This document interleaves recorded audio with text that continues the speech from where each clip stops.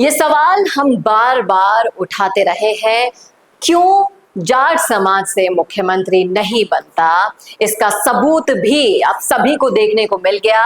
हाल ही में खरनाल में जो कुछ भी घटित हुआ, कैसे इस समाज की किरकिरी हुई, इस समाज के लोगों के ही द्वारा, नेताओं के द्वारा, और क्यों ये सवाल अब हर वो इंसान पूछ रहा है कि क्यों जाट समाज से मुख्यमंत्री नहीं बनता। आपको बताएंगे सब कुछ डिटेल में इस वीडियो में, और कुछ तस्वीरों और वीडियो के माध्यम से भी आपको कुछ और तरह की राजनीति से भी रूबरू करवाएंगे, इसलिए जुड़े रहेगा आखिर तक हमारे साथ। नमस्कार, मैं हूं चेतना शर्मा। आप देखना शुरू कर चुके हैं संवाद भारत का, भारत के लिए।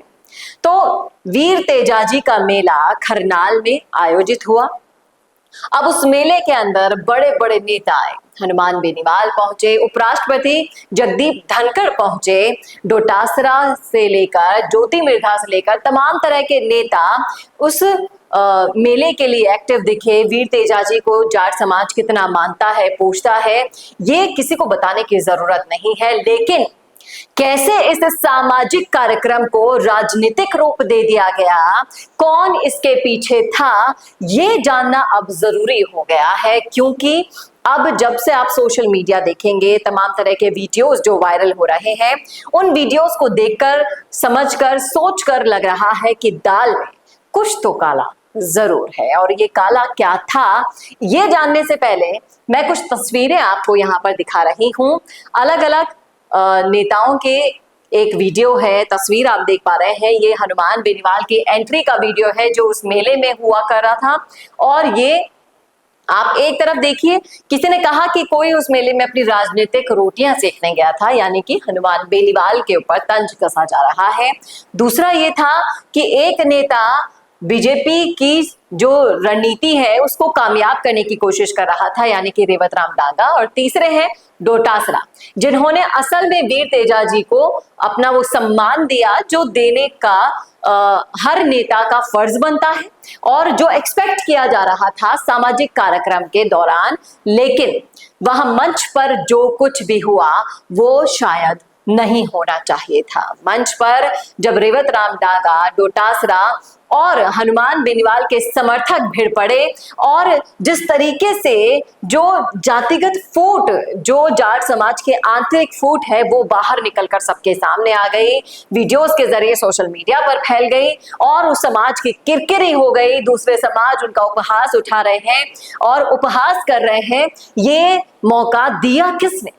आप ये सोचिएगा कि किस तरीके से अब आप सोच रहे हैं कि ये ज्योति मिर्धा के द्वारा कराया गया, रचा गया षड्यंत्र है, या फिर किसी ने अपनी राजनीतिक रोटियां सेकने के लिए किया है, या फिर रेवत राम डांगा जैसे और कुछ ऐसे प्रतिनिधि जो समाज में गंद फैला रहे हैं, जाट समाज को बिखराव कर रहे हैं। ऐसे तमाम तरह के कयास लगाए जा रहे हैं।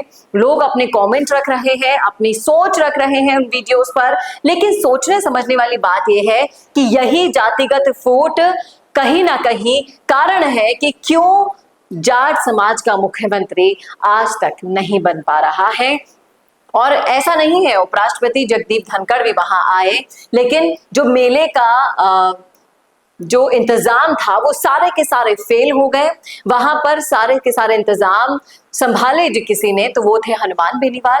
आप मंच पर लड़ते हुए लोगों को शांत कराने के लिए हनुमान बेनीवाल को वीर तेजाजी की कसम तक खानी पड़ गई थी, तब जाकर माहौल शांत हुआ। उन्होंने सोशल मीडिया पर पोस्ट के जरिए लिखा भी कि इतना बड़ा तेजाजी का मेला था, आयोजन के हिसाब से, श्रद्धालुओं के हिसाब से कोई व्यवस्था नहीं की गई, सरकार को उन्होंने तंज कसा। प्लस इसके साथ साथ कहा कि जब उपराष्ट्रपति जैसी शख्सियत वहां पर आ रही है तो भी सुरक्षा के कोई इंतजाम नहीं किए गए। वो तो मैंने, यानी कि हनुमान बेनीवाल ने वीर तेजाजी की कसम चढ़ाकर, बताकर, बोलकर माइक पर मामले को शांत कराया और संभाला, नहीं तो भगदड़ मच सकती थी। इतने बड़े स्तर पर जब आप किसी आयोजन को कर रहे हैं और वो धार्मिक आयोजन है, उसका विशेष ध्यान रखना चाहिए था। क्यों वहां पर सामाजिक और धार्मिक आयोजन होने के बावजूद वहां विशेष समुदाय पार्टी विशेष झंडे फहराए गए जो कि आरएलपी से थे। क्यों वहां पर डोटासरा वर्सेस बेनीवाल हुआ, क्यों वहां पर ज्योति मिर्धा वर्सेस हनुमान बेनीवाल देखा गया, समर्थकों की आप सोच के हिसाब से चल सकते हैं। अब उसी का उपहास पूरे सोशल मीडिया पर उड़ाया जा रहा है और फिर से एक बार साबित कर दिया गया है कि यही है वो असली वजह जिस वजह से इस पूरे इतने बड़े वोट बैंक में जो बिखराव है उसकी जड़ यहां पर है कि यहां पर एकता का जो अभाव देखा गया। अलग अलग आप नेताओं के समर्थक हो सकते हैं, लेकिन सामाजिक और धार्मिक आयोजनों में आपको एकता दिखानी चाहिए थी, एकजुटता दिखानी चाहिए थी। वहां भी आप राजनीतिक रंग को ले आए और इतना पहले कभी भी नहीं हुआ, ऐसा उपहास पहले कभी भी नहीं उड़ा जो खरनाल में उड़ा गया। इस समाज के ही कार्यकर्ताओं के द्वारा, इस समाज के ही नेताओं के उन कर्मों के द्वारा जिस वजह से इन्हें उपहास का कारण बनाया जा रहा है।